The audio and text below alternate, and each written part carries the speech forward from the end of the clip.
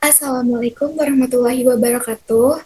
Perkenalkan, nama saya Febrianti Hidayat dengan NIM 2303816 dari kelas 2A PSTI.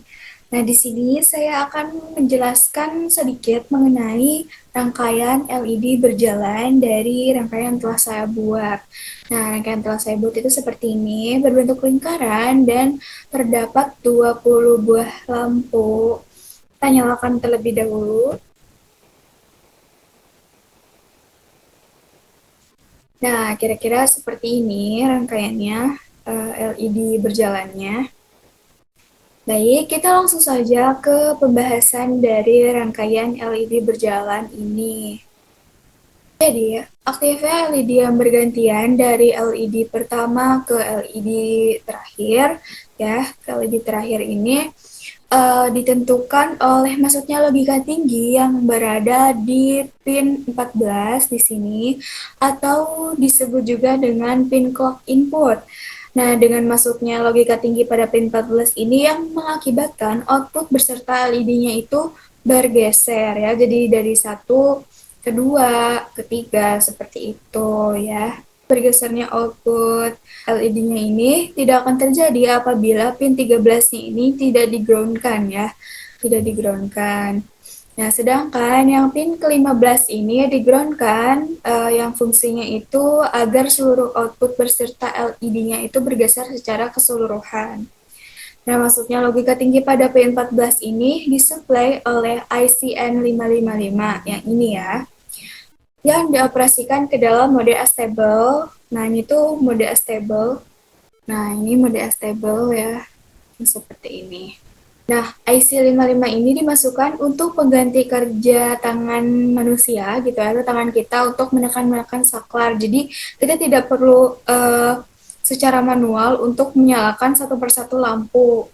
Seperti itu. Mode astable ini memungkinkan output dari IC N555 ini mengeluarkan logika tinggi dan rendah secara bergantian sesuai dengan frekuensi yang ditentukan. Nah, frekuensi tersebut itu ditentukan oleh nilai R1, R2, dan C1. Ini tuh bisa diubah-ubah ya frekuensinya atau nilainya seperti itu. Dan yang ini tuh C2 yang berfungsi untuk menghindari noise dalam rangkaian.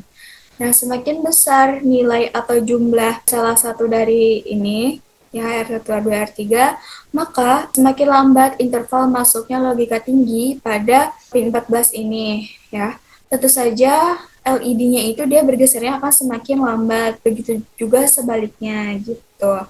Kalau misalnya nih ya, angkanya itu semakin kecil atau frekuensinya semakin kecil, maka LED-nya itu akan berjalan lebih cepat ya. Biasanya itu model stable yang diaplikasikan pada rangkaian LED berjalan ini untuk mengubah kecepatan laju LED, kita hanya cukup untuk menetapkan nilai R1 dan C1. Seperti itu. Kemudian kita bisa mengubah nilai R2-nya gitu. Di sini kita bisa langsung aja nih mengubah nilai R2-nya misalnya jadi 1. Nah, otomatis dia akan berjalan cepat sekali. Gitu. Jadi R2 pada rangkaian ini biasanya bisa menggunakan variabel resistor atau potensiometer, tapi di sini memakai variabel resistor. Dari pembahasan yang tadi ya, yang sudah saya jelaskan, di sini itu kita bisa dengan mudah untuk mengubah laju kecepatan LED.